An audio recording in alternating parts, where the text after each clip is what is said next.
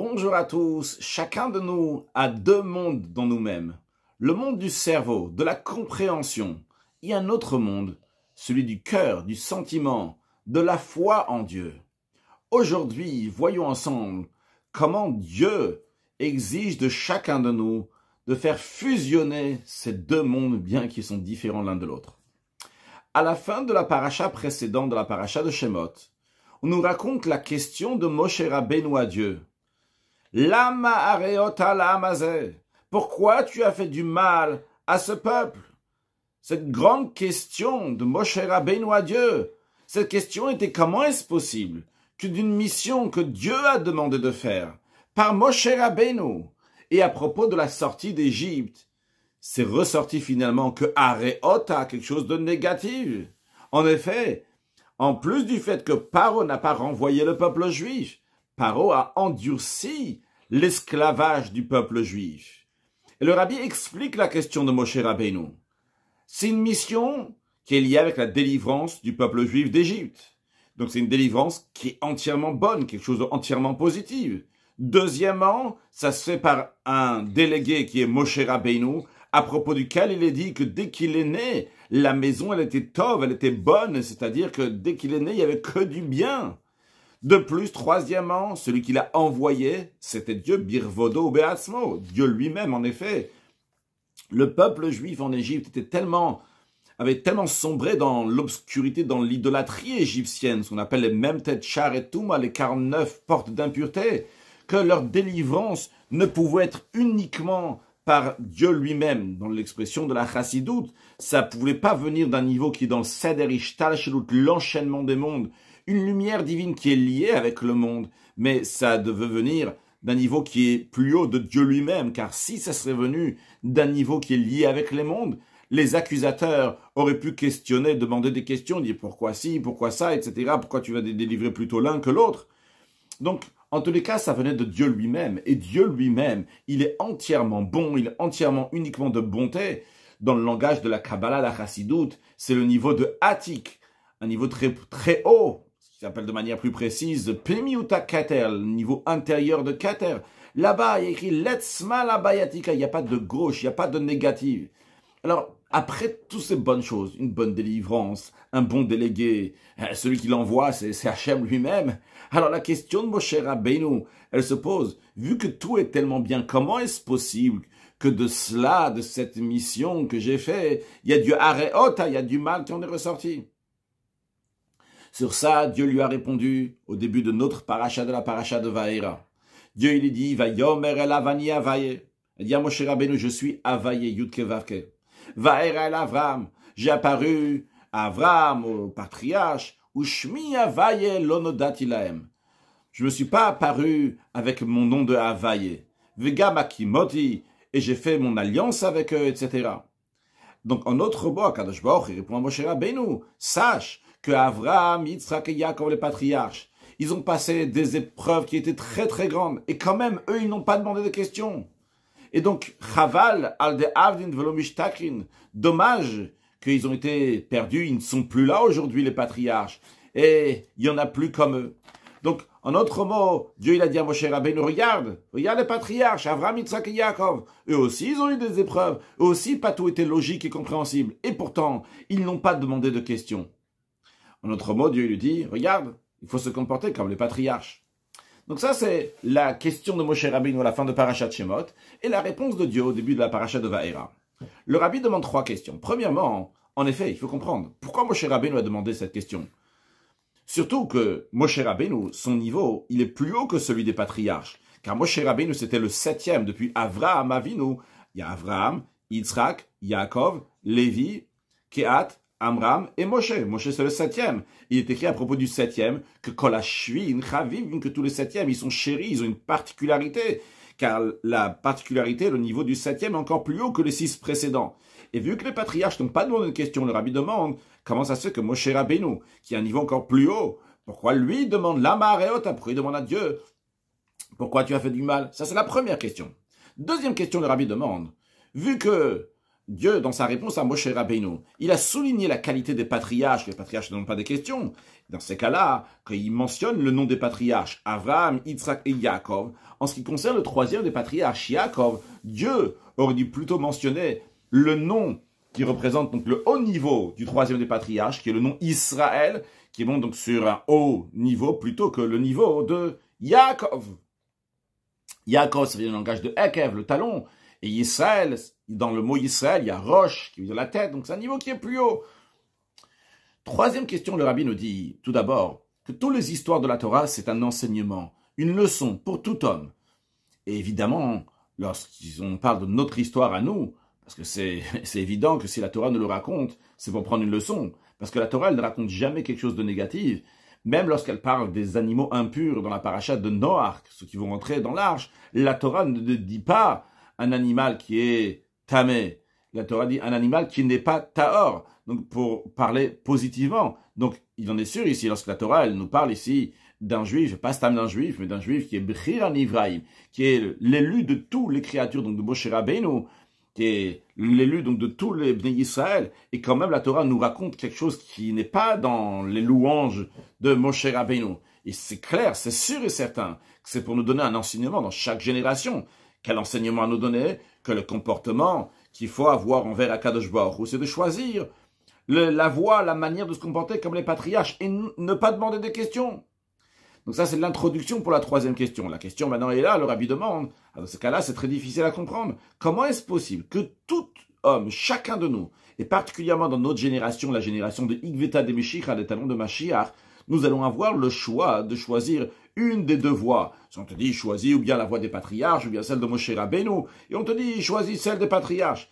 C'est vrai que nos sages disent que dans chaque génération, il y a quelqu'un comme Abraham Avinu, etc., et comme Yaakov, et ça n'existe pas une génération dans laquelle il n'y a pas quelqu'un comme Moshe Rabbeinu, donc il y a tous ces niveaux-là, quelqu'un qui peut avoir ce niveau-là dans toutes les générations, mais le rabbi nous dit, il ne s'agit pas de chaque juif individuellement, il s'agit uniquement des Yechid, des Sgoula, des élites, des gens particuliers, mais donc ça ne veut pas répondre à notre question, lorsque la Torah, elle dit, comporte-toi bon, ou bien comme Moshe, ou bien comme Abraham, Yitzhak et Yaakov, plutôt choisis celui des patriarches. La Torah, elle parle pour tout le monde. Torah, la Rav Tedaber. Et les leçons de la Torah, ils prennent en considération essentiellement les qualités de tout, le caractère de tout le peuple juif. Alors la question, elle est, comment est-ce possible de dire que à la majorité du peuple juif, on leur dit, écoutez, ne choisissez pas la voie de Moshe Rabbeinu, ou plutôt la voie des patriarches. Est-ce que c'est donné vraiment à tous les gens de la génération de choisir, ou bien celle de Moshe, celle des patriarches? On te dit, vas-y, choisis celle des patriarches. Donc on a trois questions. La première question, pourquoi Moshe Rabbeinu il a demandé si les patriarches en effet n'ont pas demandé, Moshe Rabbeinu à un niveau plus haut. Deuxième question, si on mentionne donc les patriarches pour dire que des éloges d'eux qui sont bien, etc., il fallait dire plutôt Israël que Yaakov. Et troisième question, comment on demande à tous les juifs de se comporter, d'avoir la voix des patriarches, de ne pas demander de questions plutôt que Moshe Rabbeinu? C'est un niveau très très haut à demander a priori. Pour cela, le rabbi commence à expliquer la différence entre les patriarches et Moshe Rabbeinu. Moshe Rabbeinu, c'est le niveau de chorma, de la sagesse, de la compréhension. Comme d'ailleurs Moshe Rabbeinu lui-même a dit, lorsque le peuple juif s'est plaint envers Moshe Rabbeinu, lui et son frère ils sont plaints. Moshe Rabbeinu a dit, Venachnu ma, qui sommes-nous? L'expression de ma pour dire qu'est-ce qu'on est? Il dit, ma c'est memhe, c'est le memhe, c'est le même lettre qu'il y a dans chorma. Ma, il y a aussi le ma. C'est le ma de chorma, c'est le bit ou l'annulation qu'il y a dans chorma. L'idée ici qu'il faut retenir, c'est la notion de chorma, que Moshe Rabbeinu il avait cette sagesse, cette compréhension. Et c'est la raison pour laquelle que la Torah, qui est la sagesse de Dieu, a été donnée au peuple juif à travers qui? Par le biais de Moshe Rabbeinu. Ça, c'est Moshe.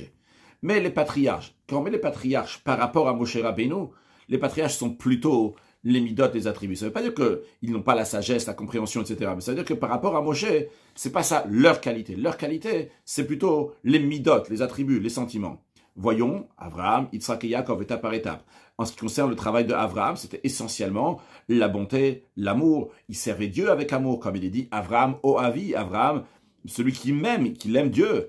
De même dans son comportement envers les êtres humains, c'était quelqu'un qui faisait de la bienfaisance avec tout le monde, matériellement, spirituellement. Donc c'est les midot, c'est les sentiments.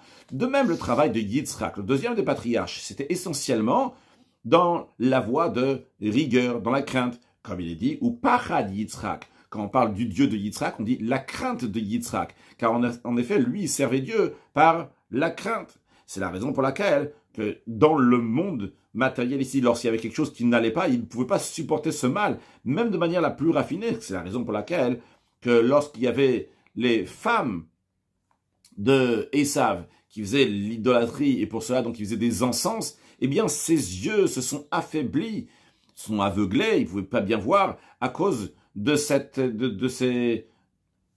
fumée, parce qu'il ne pouvait pas supporter la Avodazara des filles de Canaan, ça lui faisait mal, lui c'est uniquement ça, c'est quelque chose qui ne va pas avec ça, ça ne va pas aller dans son service de Dieu, donc lui c'est essentiellement la crainte. Puis nous avons le troisième des patriarches, Yaakov Avinu, lui essentiellement son travail c'était avec Tiferet, le troisième des attributs, qui veut dire donc l'harmonie, qui s'exprime par le rachamim, par la miséricorde qui est inclus de bonté et de rigueur, comme l'harmonie, qui est inclus de bonté et de rigueur, de chesed et de gvura. C'est la raison pour laquelle, que lorsqu'il parle Yaakov, il dit le Dieu de mon père, il dit le Dieu de Abraham, et la peur de Yitzhak, Hayali, je l'avais. C'est-à-dire qu'il avait aussi bien la qualité donc de Abraham et aussi bien la qualité de Yitzhak, aussi bien donc l'amour et aussi bien la crainte. C'est-à-dire que l'attribut de Yaakov, Tiferet, l'harmonie qui s'exprime par Rachamim, par la miséricorde, était chez Yaakov, donc incluait aussi bien le chesed et la gvura, la bonté et la rigueur, l'amour et la crainte. Et c'est la raison pour laquelle, qu'en ce qui concerne Yaakov, tout ce qu'il faisait était donc à tous ces sujets, donc était dans la perfection, mitato shlema, toute sa progéniture allait dans le droit chemin, car lorsqu'on a un service de Dieu qui englobe ces deux attributs qui sont paradoxales, eh bien, il y a la possibilité, il y a la force de surmonter toutes les difficultés et toutes les épreuves, aussi bien les épreuves de richesse et aussi bien les épreuves d'étroitesse. En effet,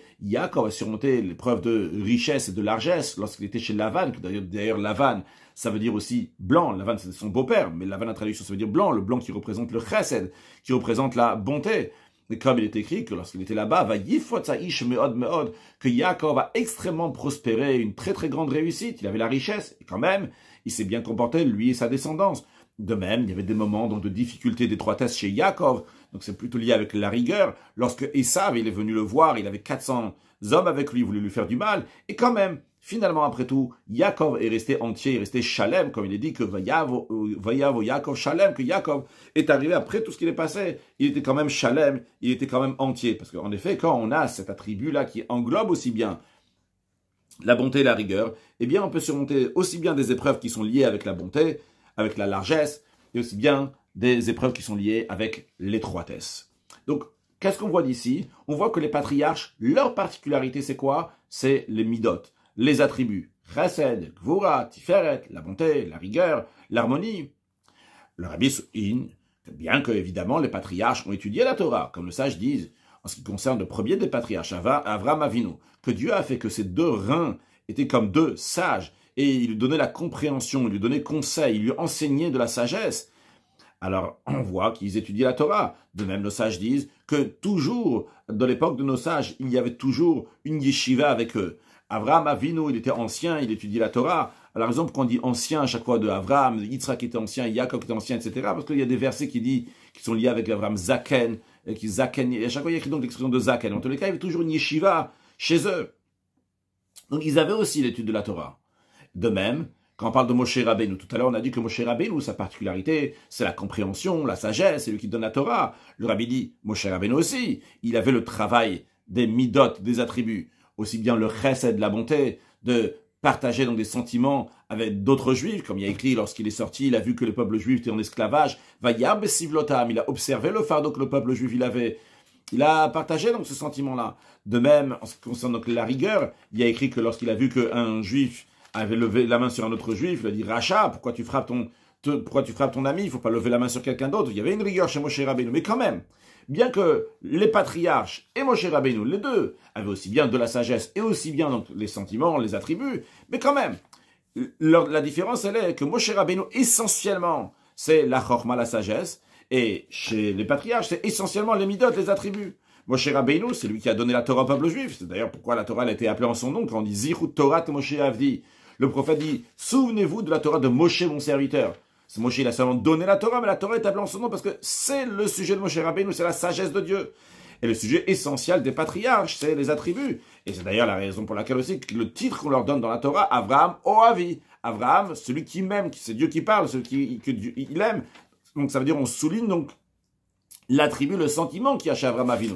Et cette voie-là de service de Dieu avec les sentiments, ils n'ont pas gardé seulement pour eux, mais ils ont aussi donné ça en héritage à tout le peuple juif. Comme on va voir dans la suite, c'est la raison pour laquelle ils sont appelés Avot.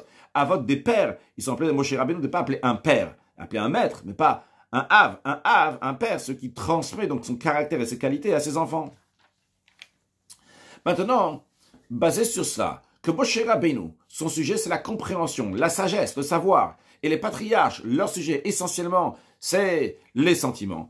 Le Rabbi dit, on va comprendre pourquoi Moshe Rabbeinu, c'est lui qui a demandé cette question-là. Lama Reota, pourquoi Dieu tu as fait du mal? C'est vrai que Moshe Rabbeinu était à un niveau encore plus haut que les patriarches, et les patriarches pourtant n'ont pas demandé de question.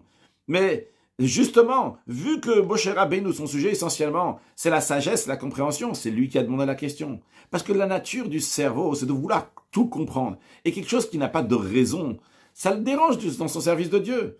Et ça, c'était la question de Moshe Rabbeinu. Moshe Rabbeinu, il dit, Hachem, je veux comprendre, parce que je veux continuer à servir Dieu comme il faut. Et ma qualité dans mon service de Dieu, c'est servir Dieu avec la compréhension. Alors, j'ai besoin de comprendre pour pouvoir continuer. Pas juste une compréhension ordinaire. C'est une manière de servir Dieu avec la chokhma d'Ikdoucha, avec la sagesse d'Ikdoucha dans un domaine de sainteté. Ça, c'est la question de Moshe Rabbeinu. Moshe Rabbeinu a dit, Hachem, j'ai besoin de comprendre pour pouvoir continuer à te servir, parce que ma nature, c'est de comprendre chaque chose pour pouvoir servir Dieu avec la compréhension. Et là vient la réponse de Dieu. Dieu lui dit, Moshe, je suis Havaïe. Au patriarche, je ne me suis pas montré avec le nom de Havaïe. En d'autres mots, le Rabbi nous traduit, comme c'est expliqué dans la Chassidoute, que Dieu est en train de dire à Moshe Rabbeinu, avant le don de la Torah, il n'y a pas encore le dévoilement du nom de Havaïe du tétragramme. Tout ce qu'il y a pour l'instant, c'est uniquement le nom de Elohim qui se dévoile, et non pas Havaïe. Dieu a plusieurs noms. Chaque nom représente différents niveaux de divinité. Et Dieu dit à Moshe Rabbeinu, Shmi Havaïe, l'onodat ilaim. Je n'ai pas apparu au patriarche avec mon nom Havaïe Yud Kevake. Mais sache, Moshe Rabbeinu, maintenant, on arrive bientôt à Matan Torah, au don de la Torah. Et le don de la Torah commence déjà maintenant, avant même la sortie d'Égypte. Lorsque tu annonces la délivrance, on est déjà ici sur le chemin et dans l'esprit du don de la Torah. Et lors du don de la Torah, là se dévoile le Havaïe, le Yud Kevake. Vayomer elav ani Havaïe. Il a dit à Moshe Rabbeinu, je suis Havaïe, je suis Yud Kevake, bien qu'au patriarche, je ne me suis pas dévoilé avec ce nom-là. C'est quoi la différence si c'est le nom de Elohim ou Havaïe? Le nom de Elohim représente une lumière qui est limitée, une lumière divine qui est limitée, une lumière qui s'habille dans les mondes. D'ailleurs, Elohim, Aleph, Lamed, He, Yud, Mem, c'est la même valeur numérique que Hateva, qui veut dire la nature. Aleph, c'est 1, Lamed, c'est 30, ça nous fait 31. Après, on a le He, ça nous fait 36, ça fait 5. Et après, on a le Mem, on a le Yud, donc qui fait 46. Et après, le Elohim, le Mem, qui fait 86. Quand on dit Hateva, le He, c'est 5, le Tet, c'est 9, le Vet, c'est 2, et le Haït, c'est 70, ça nous fait encore une fois 86. Donc, Dieu lui dit, jusqu'à présent, il y avait le nom de Elohim. Par rapport au nom de Elohim, chaque chose, elle est limitée dans son sujet, dans son domaine, et il est différent l'un de l'autre. C'est la raison pour laquelle que le nom Elohim, on le retrouve au pluriel, il y a écrit Elohim Kedoshim. Et en parlant de Dieu, on dit Elohim Kedoshim. Donc, Dieu Kedoshim au pluriel, pas Kadosh. Parce que par rapport au nom de Elohim, il y a un pluriel, il y a un rabim, parce que chaque chose est différente l'un de l'autre, et chacun a sa place. Ça peut être le cerveau, ça peut être les sentiments, et chacun a son domaine dans le domaine dans lequel il est. En revanche, le nom de Havaïe, de Yud Kevake, montre sur quelque chose qui est au-delà de toute limite. Il n'y a pas de différence. Le nom de Yud Kevake, c'est Haya, Hove, Veye, représente le fait que Dieu, il était, il est et il sera. Mais attention, on ne parle pas qu'il était dans le passé, il est actuellement et il sera dans le futur. C'est en même temps, à chaque instant, il est en même temps Haya, Ove, Veye, Kechad. Il était, il est et il sera. Ah, c'est pas logique, mais c'est au-delà de la logique, c'est Ce au-delà des limites qui, en même temps, il est dans le passé, le présent et le futur. Car en effet, Havaï, ça représente une lumière divine qui est au-delà des mondes. Et cette lumière divine-là s'est dévoilée au moment du don de la Torah. C'est d'ailleurs la raison pour laquelle, qu'au moment du don de la Torah, ça a été annulé le décret qui séparait entre le haut et le bas. Dans cette sikha, le rabbi ne développe pas ce midrash-là. Dans la note, il ramène ce midrash, un midrash bien connu qui est ramené très souvent dans la chassidoute et dans les sikhot du rabbi, qu'il y avait un roi, qu'il a dit que les gens qui sont à Rome ne peuvent pas descendre en Syrie, ceux qui sont en Syrie ne peuvent pas monter à Rome. Et un jour, le roi a annulé ce décret. De la même manière, le midrash nous dit, lorsque Dieu a créé le monde, il a dit, il y a le ciel et il y a la terre. Le ciel ne peut pas descendre dans la terre ne peut pas descendre dans le ciel. Ceux qui sont en haut restent en haut, ceux qui sont en bas restent en bas. Ce qui représente ce qui est spirituel, le divin reste de la divinité, et ce qui est matériel reste du matériel. Et au moment du don de la Torah, Dieu il a dit, j'annule ce décret, j'annule cette coupure qu'il y a entre le haut et le bas. Dorénavant, le haut va pouvoir descendre dans le bas, et le bas va pouvoir monter vers le haut. C'est-à-dire que le spirituel, la divinité va aller vers le matériel, va pouvoir s'intégrer dans le matériel, et le matériel va pouvoir s'élever dans la divinité, dans le spirituel. Alors, d'où ça vient? Ça vient parce qu'il y a le dévoilement de Havaï et de Yud Kevavke qui est au-delà donc des limites. Vu qu'il est au-delà des limites, eh bien, il peut tout y avoir. Il peut y avoir en effet Haya, Hove, Vei en même temps. Il sera tout en même temps, au même moment, au même instant. Et le haut et le bas peuvent, oui, fusionner. Alors, qu'est-ce que ça représente dans les forces de l'âme? Et quel est le message que Dieu est en train de dire ici à Moshe Rabbeinu? Il est en train de lui dire, il y a le sechel, il y a les midot. Il y a le cerveau et il y a les sentiments. Ce sont deux mondes qui sont différents. L'un qui est en haut, le cerveau, et l'un qui est en bas, les sentiments. Maintenant, Dieu dit à Moshe Rabbeinu, on se trouve au moment de la délivrance. Cette délivrance-là d'Égypte qui arrive, c'est par le mérite et pour le don de la Torah. Alors même quelqu'un que son sujet essentiel, c'est la chokma, le sechel, la compréhension, eh bien il faut qu'il a aussi la nature des midot. Il doit faire fusionner son haut, son cerveau, avec son bas, avec ses sentiments. Et il doit arrêter de demander des questions. Ça, c'était la réponse de Dieu à Moshe Rabbeinu. Vrai, tu sers Dieu avec le sechel, c'est ton domaine. Mais ça, c'est une manière de servir Dieu avant le don de la Torah. Tu es dans ce domaine-là, tu ne veux pas être dans l'autre domaine. Mais maintenant qu'il va y avoir le don de la Torah, eh bien, tu dois pouvoir fusionner les domaines. Tu dois pouvoir faire fusionner ton cerveau avec tes sentiments. Dans ton sentiment aussi, tu vas éveiller tes sentiments qui vont avoir un impact sur ton cerveau. Tu ne vas pas demander de questions comme les patriarches. Leur sujet, c'était les midot, les sentiments. Et donc, il n'y avait pas de questions, ils n'ont pas demandé de questions. Donc, ça répond à la question, pourquoi Moshe Rabbeinu l'a demandé? Moshe Rabbeinu l'a demandé parce que son sujet, c'était quoi? C'était la compréhension. Il veut servir Dieu avec la compréhension. C'est la raison pour laquelle il a demandé. C'est sa manière de servir Dieu. C'est quoi la réponse de Dieu? C'est beau, c'est bien de servir Dieu comme ça. Mais sache, maintenant, on va avoir la Torah. De la Torah, on va faire fusionner le cerveau avec les sentiments. On va faire fusionner le haut avec le bas. Donc, tu dois commencer à te comporter d'une telle manière et donc avoir aussi la qualité des patriarches et ne pas demander de questions. Basé sur cela, le rabbi nous dit, on va comprendre aussi la réponse à la deuxième question. Pourquoi, lorsqu'on parle des patriarches, il dit Avraham, Yitzhak et Yaakov, Dieu ne mentionne pas Israël, donc il représente une qualité qui est encore plus haut. La raison, elle est parce que Dieu demandait de Moshe Rabbeinu le niveau de la compréhension, que chez lui, il va y avoir un mélange donc de la compréhension avec les midot, avec les attributs. Que chez lui aussi, il va y avoir le niveau des attributs, c'est-à-dire la qualité des patriarches, et dans le sens de Kabbalatol, de recevoir le joug de Dieu sans demander des questions comme Yaakov. Yaakov vient du langage de Yud Ekev. Ekev qui veut dire le talon. On n'est pas ici dans la tête. Contrairement à Israël, Israël c'est li roche. Donc, il y a le mot tête ici, la tête, la compréhension. Dieu lui dit non, non, non. Le travail doit être avec Yaakov. Kabbalatol, le talon qui reçoit tout le corps. Le Kabbalatol, recevoir le joug de Dieu. Et chez toi, Moshe Rabbeinu, il faut que tu vas faire le lien entre le haut et le bas. Il faut que tu vas faire le lien entre le pied et le talon avec le cerveau, la compréhension. Que même dans le cerveau, la compréhension, là-bas aussi, il va y avoir du Yaakov. Là-bas aussi, il va y avoir du Ekev. Là-bas aussi, il va y avoir du talon. Là-bas aussi, il va y avoir du Kabbalatol. Recevoir le joug de Dieu. Maintenant, le rabbi nous dit, il y a encore une particularité essentielle, une supériorité essentielle dans la nature des sentiments par rapport au cerveau. Et Dieu exigeait à Moshe Rabbeinu, en lui disant, bien que toi, Moshe Rabbeinu, ton niveau c'est la compréhension, mais je veux que tu vas avoir aussi cette qualité, la qualité des midot, des attributs. Comment ça? Le rabbi nous fait une petite introduction en nous disant que chaque force, des forces de l'âme, s'habille dans le corps de l'homme, c'est-à-dire il y a une force spirituelle qui s'habille dans tel et tel membre. Tel et tel membre est apte pour recevoir telle et telle force de l'âme. Par exemple, la force de voir va venir dans l'œil, la force de l'ouïe va aller dans l'oreille, etc.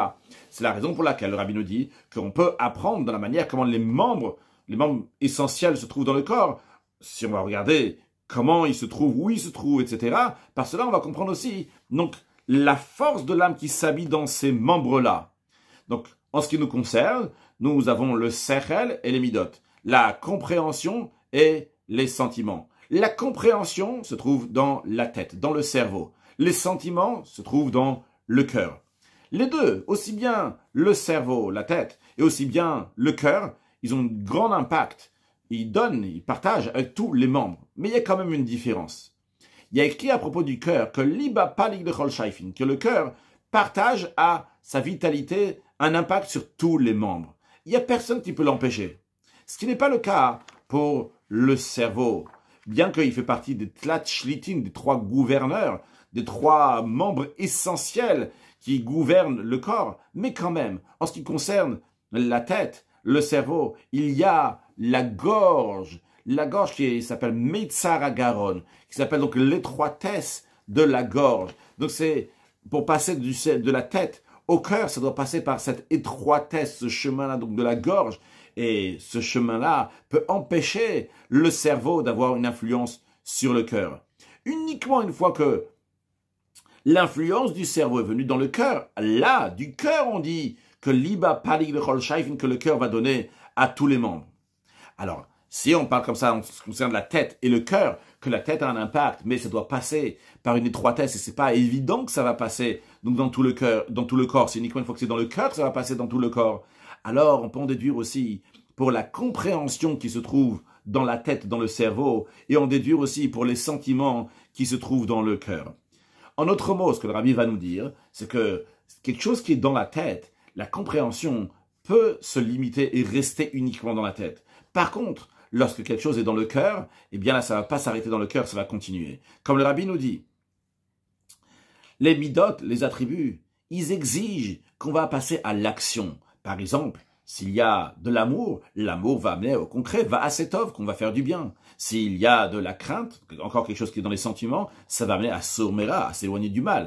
Donc ça, c'est en ce qui concerne donc les sentiments. Les sentiments amènent à l'action.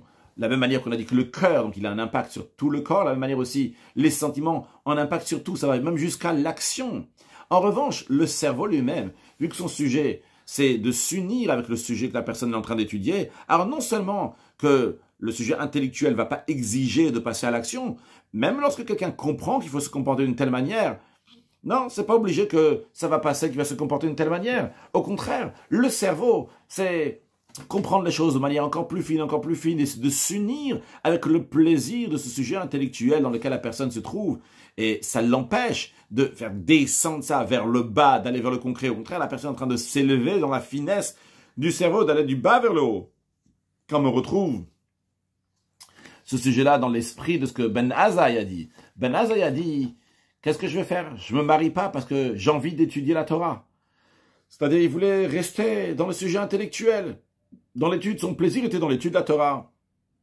Ça le dérangeait de descendre vers le bas, d'aller vers le monde, de se marier, bien qu'il savait très bien que Dieu a demandé la Shevet Yetzara, qu'il a créé un monde pour qu'on va installer ce monde, avoir des enfants. C'est la raison aussi pour laquelle que nos sages disent de faire très attention à quelqu'un qui juste, il étudie la Torah sans passer à l'action, sans faire de la bienfaisance. Tout celui qui dit j'ai uniquement de la Torah, même la Torah il n'a pas. Il doit aussi avoir des bonnes actions avec lui. Pourquoi nos sages font tellement attention, ça ils soulignent ça de ne pas avoir juste la Torah? Et pourquoi ils ont besoin de nous le rappeler? Parce que la nature du cerveau, c'est d'être toujours séparé, distingué, aller dans l'intellect, aller vers le haut. Et celui qui étudie la Torah risque de se contenter de son étude de la Torah seulement. Et on lui dit, attention, toi aussi, tu dois t'occuper, avoir affaire avec la bienfaisance de Milut Chassadim. Tu dois œuvrer contre ta nature et aussi faire du concret. Donc, le Rabbi nous a expliqué qu'il y a une supériorité dans le cœur par rapport au cerveau, une supériorité dans les attributs par rapport à la compréhension. C'est que la compréhension peut rester dans la tête sans passer à l'action. En revanche, les attributs, les sentiments poussent à amener à l'action. Alors le Rabbi nous dit Justement, vu qu'il y a cette qualité-là dans les attributs de faire passer les choses au concret, c'est pour cela que Avraham, Yitzhak et Yaakov, comme on a dit, les patriarches, leur sujet essentiel, c'est les midot, c'est les attributs. C'est pour ça que eux, les patriarches, sont appelés des avot en hébreu, donc des patriarches, en français des patriarches. Comme il est dit, en korin avot el alishlosha. Il n'y a que 3 qu'on appelle des patriarches. Pourquoi on les appelle avot? Parce que d'eux, il y a des toldot. Ils vont engendrer quelque chose. De la même manière qu'un père, c'est quelqu'un qui a engendré. De la même manière, Avraham, Yitzhak et Yaakov, qui représentent des attributs, ils sont appelés avot parce qu'ils engendrent quelque chose. On vient de dire que les midot, les attributs, font passer à l'action. Le rabbi nous dit, ça s'exprime dans 2 sujets. Premièrement, ça s'exprime par rapport à eux-mêmes, dans leur service de Dieu. Eux, ils ont fait que leurs midot, les attributs qu'ils avaient, Avraham, Yitzhak et Yaakov, sont passés à des bonnes actions concrètement. Comme nos sages disent, toldotem shel tzadikim. L'engendrement, ce qu'engendre des tzadikim, c'est masim tovim, c'est des bonnes actions. Ça, c'est un point. Un deuxième point, les patriarches avaient affaire aussi avec d'autres personnes. Que ça, c'est le sens simple du mot avot. Avot, c'est-à-dire qu'on donne des qualités à quelqu'un d'autre, en l'occurrence à des enfants. Donc, ils vont faire engendrer, ils vont faire hériter leurs enfants, les petits-enfants, à l'éternité de leur qualité. C'est la raison pour laquelle ils sont appelés avot. Et vu qu'on parle de ça déjà, le rabbi nous parle aussi en une sorte de parenthèse dans la sikha. Le rabbi nous dit que basé sur ça, on va aussi comprendre le commentaire de Rashi au début de Parashat Vaera. Rashi s'arrête sur les mots Vaera. Vaera, j'ai apparu. Donc là-bas, il y a écrit Vaera à Avram, et Yitzhak vel Yaakov. Je dis j'ai apparu à Avram, Yitzhak et Yaakov. Et Rashi donne un commentaire. Qu'est-ce qu'il dit? Vaera, j'ai apparu, elle a avot, au patriarche. Et les commentaires lui demandent, mais qu'est-ce que Rashi vient rajouter ici? Il y a écrit dans le verset, j'ai apparu à Avraham, Yitzhak et Yaakov. Et Rashi vient, il dit, ah, j'ai apparu au patriarche. Ben, on sait, Avraham, Yitzhak et Yaakov, c'est les patriarches, c'est ce que Rashi vient rajouter. Alors, le rabbi dit que certains veulent répondre que Rashi ici, il veut abréger dans son langage. Le Rashi veut arriver à l'explication qu'il va donner après. Vaera, il y a écrit dans le verset Vaera, El Avraham et Yitzhak vel Yaakov, Bekel Shindale Tudu Shmi Havaye lo nodati lahem. J'ai apparu donc avec différents noms de Dieu, mais pas avec le nom de Havaye. Et Rashi, pour vite passer comme ça, Avraham, Yitzhak et Yaakov, il dit, elle a avot. Mais il veut pas expliquer que Avraham, Yitzhak et Yaakov, c'est des patriarches. Il veut expliquer la suite. Mais le rabbi dit, cette réponse n'est pas compréhensible. Parce que si Rashi veut expliquer uniquement la suite, que Dieu a apparu avec d'autres noms jusqu'à présent, mais pas avec le nom de Havaye, Rashi aurait pu recopier du verset uniquement les mots Bekel Shindaletiu du Shmi Havaye Lonatilahem, que j'ai apparu avec différents noms et non pas avec le nom de Havaye, et donner l'explication qu'il a à dire. Pourquoi Rashi avait besoin de copier du verset aussi le mot Vaera et d'expliquer que c'est elle à vote au patriarche. En plus, le rabbi nous dit, on sait ce que le Shalash, les Luchat Abrid, Rabbi Shai Horvitz dit. Encore plus, l'Admor HaZaken aussi dit, et les rabbis de Chabad qui sont après, ils disent que Rashi, il est extrêmement précis dans chaque mot, dans chaque lettre. Alors, Rabbi dit, c'est sûr et certain qu'il y a besoin de comprendre qu'est-ce que Rashi vient expliquer en disant, elle a avot au patriarche. Quelle est l'explication basée sur ce qu'on a dit jusqu'à présent? Rashi veut souligner ici que l'essentiel de qualité d'Avraham, Yitzhak et Yaakov, c'est qu'ils sont des avot. Ils sont des patriarches. Bien que chacun d'eux a leur qualité. Avraham, sa qualité, c'est la bonté. Yitzhak, sa qualité, c'est la rigueur. Yaakov, sa qualité, c'est Tiferet, c'est l'harmonie. Et chacun d'eux, il avait cet sentiment, cet attribut à la perfection de manière illimitée. Mais c'est pas ça leur qualité. Leur qualité n'est pas que eux, ils avaient des attributs qu'il fallait comme il faut. Leur qualité, il est qu'ils étaient des avot, des patriarches, qui vont transmettre la transmission, comme il est dit à propos de Avraham. Avraham qui est le premier des patriarches. Dieu, il dit qu'il y ait dativ le manaché, Yetzavet, Banavet, Beto, Acharav. Dieu dit que je l'ai aimé, parce qu'il leur donne à ses enfants et à sa maison après lui. Donc ils vont garder la voix d'Hachem, ils vont transmettre, ils vont faire passer aux autres aussi. Dieu, il aime Avraham, donc pourquoi? Parce qu'il fait passer le message à ses enfants, à sa maison, c'est-à-dire à sa famille. Et on ne mentionne pas ici maintenant parce que Avraham, il avait l'amour de Dieu, il avait du chesed. Donc c'est quoi la qualité des patriarches? C'est pas que s'il a le chesed, s'il a la gvura, la bonté, la rigueur ou l'harmonie. Leur qualité, elle est qu'ils transmettent, ils font passer ce message. C'est des avot, un av, un père qui a des enfants, qui l'engendrent quelque chose. Et bien que dans le verset, c'est pas dit clairement que c'est des avot, il a juste dit que Dieu s'est dévoilé à Avraham, Yitzhak et Yaakov. Mais Rashi vient nous dévoiler dans son commentaire que l'essentielle qualité de Avraham, Yitzhak et Yaakov, Les midot, leur qualité donc d'attribut, c'est quoi l'essentiel de leur qualité? C'est le fait qu'ils sont des avot, qui amènent des toldot, qui sont des patriarches, qui amènent des enfants, qui sont des midot, des attributs qui amènent des actions. Maintenant, revenons à la discussion de Dieu avec Moshe Rabbeinu. On a expliqué déjà donc une première manière que Dieu il a dit à Moshe Rabbeinu qu'il faut faire descendre le cerveau dans les sentiments, faire monter les sentiments dans le cerveau. Le Rabbi revient sur ça et réexplique encore plus, basé sur ce qu'on a rajouté maintenant, que le cerveau et les sentiments, les attributs ont différentes qualités, que le cerveau il reste dans son domaine et les sentiments, les attributs passent à l'action. Le Rabbi nous dit, lorsque Dieu vient répondre à Moshe Rabbeinu, il dit que chez lui, toi aussi Moshe Rabbeinu, tu dois avoir la nature des attributs, bien que ta qualité essentielle, c'est la compréhension. Il y a 2 points que Dieu est en train de lui dire. Premier point qu'on a déjà dit avant, donc pas de question.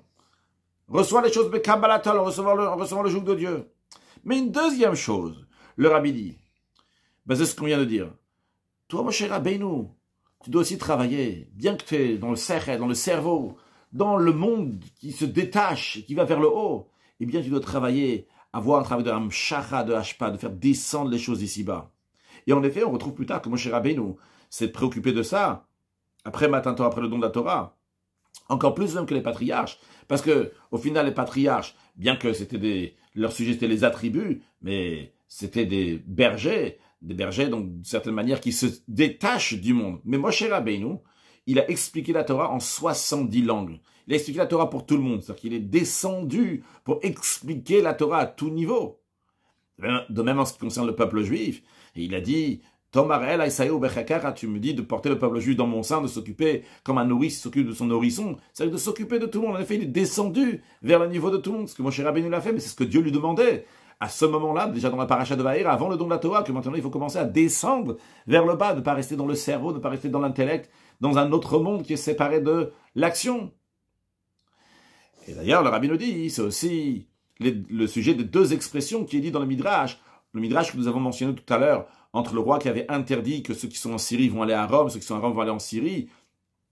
De même, Dieu il avait dit que le ciel reste le ciel, le spirituel, la terre reste la terre, et que après, au moment du don de la Torah, il y a eu un lien. Le Midrash s'exprime avec 2 expressions. Il dit le haut va aller vers le bas, une deuxième expression, le bas va aller vers le haut. Quel est le sens de ces 2 expressions-là? Le Rabbi nous dit, quand Dieu il dit le haut va aller vers le bas, c'est aussi dans notre monde à nous, dans notre petit monde, qui est aussi considéré un monde.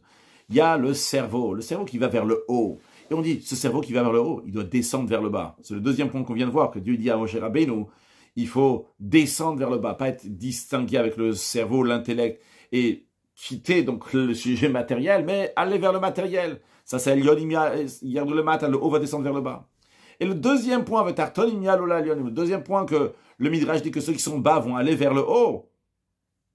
Ça, c'est le premier point qu'on vient de voir. Qu'Hachem, il a dit, il ne faut pas demander de questions. Il faut que ton pied, la nature de ton pied, la nature du bas qui est très bas et qui écoute tout ce qu'on lui dit de faire sans demander de questions, bien lui aussi va monter dans la tête. Que dans la tête aussi, même dans le cerveau, on va faire les choses avec Kabbalatol, en recevant le joug de Dieu, sans demander pourquoi. Le Rabbi donc nous a bien expliqué c'était quoi la réponse de Dieu à Moshe Rabbeinu. Et pourquoi Moshe Rabbeinu a donné une question. Mais on avait une troisième question, c'est quoi l'enseignement pour chaque juif? Le Rabbi nous dit, l'enseignement pour chaque juif, qu'est-ce qu'on vient nous dire ici? On a toutes sortes de catégories dans le peuple juif. On a des Rachem Shiftechem, des chefs de tribu, on a des Chotzevet Tzecha Veshov Membecha, les coupeurs de bois, les puiseurs d'eau. Et on le dit comme ça. Ceux qui sont dans l'Elyonim, dans le haut, qui sont en haut niveau, c'est des Rachem Shiftechem, des chefs de tribu. Eh bien, hier de le matin, ils doivent descendre en bas. Ils doivent avoir affaire avec d'autres juifs. Même avec des juifs qui sont qui sont des coupeurs de bois et puiseurs d'eau. Et en ce qui concerne ceux qui sont tartonim, ceux qui sont en bas, ceux qui sont dans un bas niveau, eh bien on leur dit, yalou le mala, il faut monter vers le haut, étudier la Torah. Pas seulement la partie dévoilée de la Torah, mais aussi la partie cachée de la Torah. Et on exige pas seulement de faire les mitzvot en général, mais faire les mitzvot avec hidour, avec embellissement. De chacun, on exige kol chelev lavaye, de donner toutes les graisses, le meilleur de donner à Dieu. Chacun, le meilleur de ses forces va donner à Dieu. Que sa Torah et ses mitzvot vont du meilleur. Il en est de même aussi la catégorie de Roshachem Shiftechem, de ceux qui sont des chefs de tribu, des chefs qui sont en haut, de manière générale, c'est les Yoshveol, ceux qui étudient la Torah, eh bien on leur dit, il faut rattacher le haut avec le bas, il faut avoir affaire avec le monde, et que dans votre cerveau, il va y avoir le Kabbalatol, recevoir le joug de Dieu. C'est en train de dire, ça répond à la question qu'on avait au début, comme on peut dire à tout le monde d'avoir les qualités de Avraham, Yitzhak et Yaakov. Qu'est-ce que ça veut dire que tu dois choisir les qualités de Avraham, Yitzhak et Yaakov? C'est-à-dire que même dans ton cerveau, même dans ta tête, tu dois avoir le Kabbalatol, recevoir le joug de Dieu, ne pas demander des questions et de passer à l'action. Les sentiments doivent passer à l'action. C'est le message donc qu'on est en train de nous dire ici, qu'on nous dit comporte-toi comme les patriarches. Et la force pour rattacher le haut et le bas, chacun il a comment? Par le fait qu'Akadosh Baruch Hu, il a montré à Moshe Rabbeinu Adayam Aharon. Dans la paracha de Vezot Abracha, avant que Moshe va quitter ce monde, la Torah nous raconte que Dieu il a montré à Moshe Rabbeinu tout, Adayam Aharon, jusqu'à la mer occidentale. Mais nos sages expliquent que Hayam Aharon, celui aussi Hayom Aharon, que Dieu a montré à Moshe Rabbeinu jusqu'au dernier jour. Moshe Rabbeinu a vu toutes les générations du peuple juif jusqu'à la venue de Mashiach. Et comme on sait que le fait qu'un tzaddik voit quelque chose, ça donne un impact. Et par le fait que Moshe Rabbeinu l'a vu, tout le Bnei Israël, même ceux qui vont être à Igveta de Mshicha, au talon de Mashiach, eh bien ça donné la force que le peuple juif va pouvoir rattacher le haut et le bas. Et ce comportement-là, de rattacher le haut et le bas dans notre petit monde à nous, c'est-à-dire de rattacher le cerveau avec les sentiments, ça amène la délivrance. Et les 4 expressions de Géoula, de délivrance, qui sont mentionnées dans la suite de la paracha, au début de la paracha de Vaera, et c'est ce qui amène donc à sortir, pas seulement de Mitzrayim, de l'Égypte littéralement, mais dans le sens plus large du terme, de sortir de tous les Metzarim, de sortir de toutes les barrières, de toutes les limites, jusqu'à que Vevet Yetrem ala Aretz, jusqu'à que Hachem va nous amener à la terre en Eretz Israël, et qui Metzetra Eretz Mitzrayim, comme tes jours de la sortie d'Égypte, Akadosh Baruch Hu va aussi nous faire sortir de notre exil avec Mashiach Tzidkeinu très prochainement. Après cela, le Rabbi continue encore 2 points dans cette sira. Un point qui est lié avec Rosh Chodesh Shvat, qui est lié avec l'idée de ce qu'on a appris, et encore un deuxième point qui est lié avec Yud Shvat, le jour de Hilula du Rabbi précédent, Rabbi Yosef Yitzhak, le 10e jour du mois de Shvat, Shabbat Parashat Bo, en 5710, en 1950. Alors, tout d'abord, en ce qui concerne le Rosh Chodesh Shvat, le Rabbi nous dit que ce qu'on vient de dire, c'est lié avec aussi Rosh Chodesh Shvat, le premier jour du mois de Shvat. À propos de ce jour-là, la Torah dit que c'était le 11e mois. Le 11e mois, donc c'est le mois de Shvat, qu'on commence de Nissan, Iyar, Sivan, Tammuz, Av, Elul, Tishri, Cheshvan, Kislev, Tevet, Shvat, c'est le 11e mois. Le 11e mois, le premier jour du mois, Moshe Rabbeinu a expliqué la Torah. Qu'est-ce que ça veut dire qu'il a expliqué la Torah? Nos sages disent que ce jour-là, Rosh Chodesh Shvat, Moshe Rabbeinu a traduit la Torah en 70 langues. Le Rabbi demande, a priori, pourquoi Moshe Rabbeinu l'a fait ça? Tout le peuple juif parlait le Lashon HaKodesh, la langue sainte. Et ils allaient faire la conquête des 31 rois qui étaient en Eretz Israël, de manière qu'il ne va plus rester personne là-bas. Alors c'est pour qui ont traduit la Torah? Et même si c'était nécessaire de traduire la Torah, alors quelqu'un d'autre aurait pu le faire, par Moshe Rabbeinu. Chaque instant de Moshe Rabbeinu est très mesuré. En plus, c'était un jour de Rosh Chodesh, c'est dans la Bible, on retrouve que c'est pas appelé Yom HaMaaseh. Yom HaMaaseh, c'est tous les jours, mais Rosh Chodesh n'est pas appelé Yom HaMaaseh, un jour d'action, à tel point que certains ont coutume de ne pas travailler ce jour-là, et particulièrement les femmes ont l'habitude de ne pas travailler ce jour-là. Juste une parenthèse, quand ils n'ont pas l'habitude de travailler dans les travaux qui sont appelés des travaux qui sont difficiles, comme par exemple faire le linge, non pas la cuisson, etc. Bon, ça c'est partie à l'Arik. En tous les cas, on ne travaille pas le jour de Rosh Chodesh. Ah, pourquoi Moshe Rabbeinu, le jour de Rosh Chodesh Shvat, il va traduire toute la Torah? Le Rabbi nous dit, pour comprendre cela, voyons. Avant le Dor HaHaflaga, avant la génération qui a été séparée, c'est la génération qui a fait la tour de Babel, que Dieu les a séparés de partout. Avant cette génération-là, tout le monde parlait le Lashon HaKodesh, la langue sainte. Et uniquement à partir de la faute de cette génération-là, il y a commencé à avoir un pioud, une séparation, à tel point, chez le Yeda, chaque personne pouvait parler Sfadre ou la langue d'un autre. Il y a eu différentes langues qui sont faites. C'est-à-dire, il y a le contraire de la hardout, le contraire de l'union. Dans la Gdusha, dans la sainteté, c'est la hardout, c'est l'union. Avaye Echad, il n'y a qu'un seul Dieu. Le peuple juif, c'est un Goy Echad. C'est un seul, ils sont seuls. Et par la Torah, ils ont une Torah Achad, une Torah qui est un. Eh bien, le peuple juif, qui est unique, avec la Torah unique et Dieu unique, ils amènent Dieu, Ba'aretz, dans la terre. C'est-à-dire que même dans la terre matérielle, ici, il y a une hardout, il y a une union. Ça, c'est quand il y a un seul, il y a le un, Lashon HaKodesh. Mais par cette génération-là de Dor HaFlaga, qui sont rebellés contre Havaye Echad, contre ce Dieu-là, eh bien, ça s'est fait une séparation dans le monde. Et en conséquence, ça s'est fait les 70 langues. C'est-à-dire en deux mots, ce qu'il faut retenir, c'est que Lashon HaKodesh, cette langue sainte, représente l'union. Et les 70 langues représentent la séparation.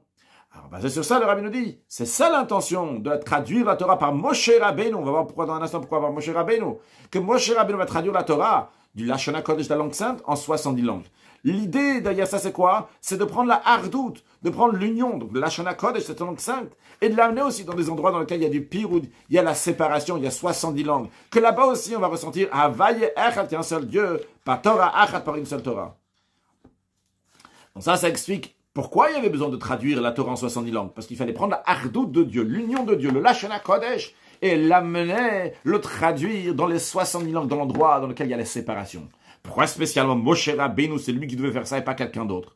Le Rabbi nous dit pour deux raisons. Premièrement, parce que ça c'est la particularité du don de la Torah. Qu'il va y avoir ici un lien entre le haut et le bas. C'est la raison pour laquelle d'ailleurs que Dieu il a exigé de Moshe Rabbeinu qu'il va avoir aussi la qualité des patriarches, qu'il va y avoir aussi donc le mélange, ça va s'inclure, la chorma, le sechel, la compréhension, la sagesse avec les midot, les attributs.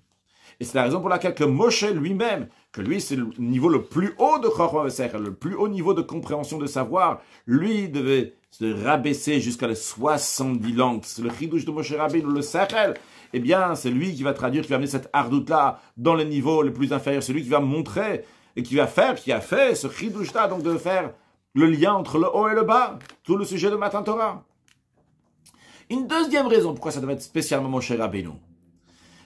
Parce qu'il n'y a que Moshe Rabbeinu qui peut amener la hardout de Dieu, l'union de Dieu dans l'endroit le plus séparé. Personne d'autre. Pourquoi? Parce que pour descendre très très bas, il faut être un niveau qui est extrêmement haut. Comme c'est connu l'exemple, que pour expliquer un sujet intellectuel à un grand élève ou un élève qui est moyen, même un sage moyen peut expliquer un sujet intellectuel à un élève moyen ou bien un élève qui est très intelligent. Mais expliquer un sujet intellectuel très très profond à un petit élève, pour cela il y a besoin de quelqu'un qui est extrêmement sage, qui a un très grand savoir. Car un sage qui n'est pas si grand, il ne pourra pas faire passer le message à un enfant, un petit élève. Et s'il va essayer de le faire, il va perdre sur le chemin la profondeur du sujet intellectuel. Alors il en est de même aussi dans notre concept. Uniquement Moshe Rabbeinu pouvait transférer, amener le Lashon HaKodesh, cette langue sainte, dans l'endroit du Pirou, dans l'endroit de la séparation, dans les Shivim Lashon, dans les 70 langues. Le Rabbi conclut maintenant le lien avec Yud Shvat. On a expliqué plusieurs fois que la raison pourquoi le premier jour du mois est appelé Rosh Chodesh, la tête du mois, c'est parce que ce jour-là, il inclut dans lui tous les jours du mois. De la même manière que la tête de l'homme inclut dans lui toute la vitalité des membres du corps. De la même manière aussi, en ce qui concerne Rosh Chodesh. Alors, Rabbi nous dit dans ce mois-là, le mois de Shvat, il y a le 10e jour du mois, c'est le jour de Hiloula du Rabbi précédent. Et un lien particulier entre 10 Shvat et Rosh Chodesh Shvat, dans lequel Moshe Rabbeinu a traduit la Torah. Moshe Rabbeinu, c'était le premier Nassi, le premier chef du peuple juif. Il a traduit de Lashon HaKodesh, langue sainte dans 70 langues. Et c'est lié avec Yud Shvat, le jour de Hiloula, de Yitpashtuta de Moshe Bechol Dara, de l'extension de Moshe Rabbeinu dans chaque génération. Donc le Rabbi de la génération. Le Rabbi de la génération, donc Rabbi Yosef Yitzhak, il s'est occupé avec des sujets très très profonds de la partie dévoilée de la Torah, de la partie cachée de la Torah, et en même temps, il traduisait, il transférait la Torah, sur la partie dévoilée de la Torah, la partie cachée de la Torah, il a transféré à différentes langues jusqu'à un niveau très inférieur pour des tinokot shendishbu, des enfants qui ont été entre guillemets emprisonnés, qui n'ont pas eu une éducation juive et qui ne savent pas donc lire le Lashon HaKodesh, qu'eux aussi vont pouvoir avoir la traduction de ces sujets de Torah. Et ce comportement-là, le Rabbi exige de ses chassidim, de ses disciples, tous ceux qui sont attachés à lui, que chez eux aussi, il va y avoir un lien de deux extrêmes. D'un côté, qu'eux-mêmes, ils vont faire des efforts dans le sujet le plus profond de la chassidoute, de la partie dévoilée de la Torah, de la chassidoute, et au même moment, ils ne vont pas s'enfermer dans leur quatre coudées, mais ils vont s'occuper aussi avec le monde. Et par le mérite de tel comportement, un comportement qui n'est pas lié seulement uniquement avec un seul domaine, une seule catégorie, mais il y a deux catégories qui sont opposées, qui sont complètement différentes. Là, c'est s'occuper de sujets intellectuels, de se fatiguer dans l'étude de la Torah, et d'un autre côté, d'aller s'occuper aussi donc à l'extérieur. Et bien par cela, Dieu va nous sortir de l'étroitesse de notre exil, que tous les exils sont appelés Mitzrayim, le langage d'étroitesse, de limite. Et Hachem va nous amener à une terre qui est bonne et large, avec Mashiach Tzidkeinu, Bekarov Mamash, très prochainement, Mashiach Now, une excellente journée.